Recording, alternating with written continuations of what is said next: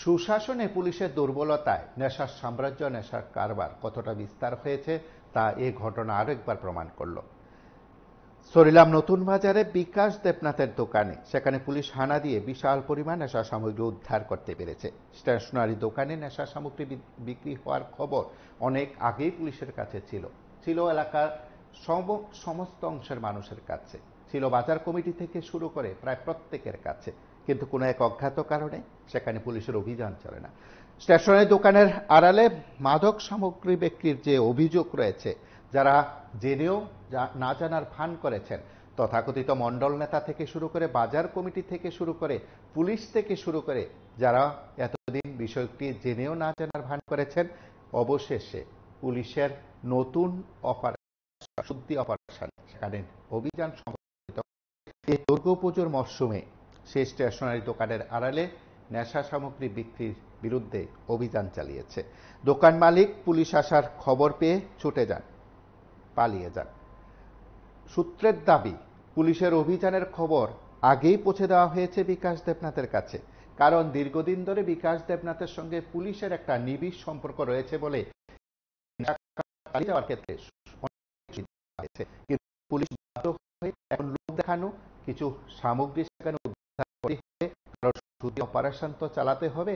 রাজ্য পুলিশের মহানির্দেশককে তো একবার বিশালগড় থানার নজর রাখতে হবে, বা বিশালগড় থানা পুলিশ মহানির্দেশকের নজরে আসতে হবে।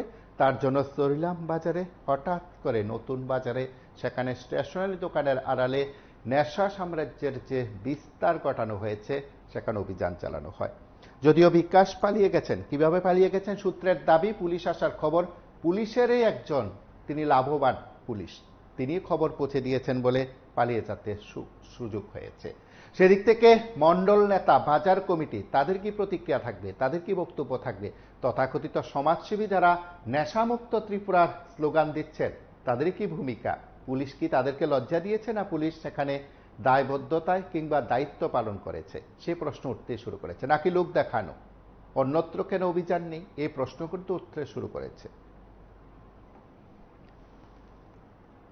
আমাদের কাছে একটা সিক্রেট ইনফরমেশন ছিল যে এখন তো প্রায় প্রকার ঘোষণা করা হয়েছে ডিএম স্যার তরফ থেকে, তো আমরা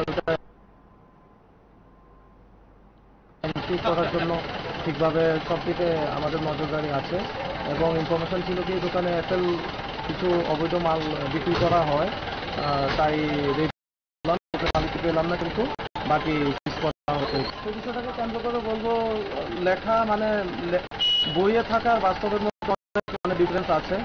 তো বইয়ের কথা তো সে মানে না, বই পড়ে তো অনেকেই, বইয়ে তো কখনো লেখা হয় না যে উল্টাপুল্টা কাজ করার জন্য, কিন্তু ম্যাক্সিমাম তো বই পড়ে শিক্ষিতরা উল্টাপুল্টা কাজই করছে।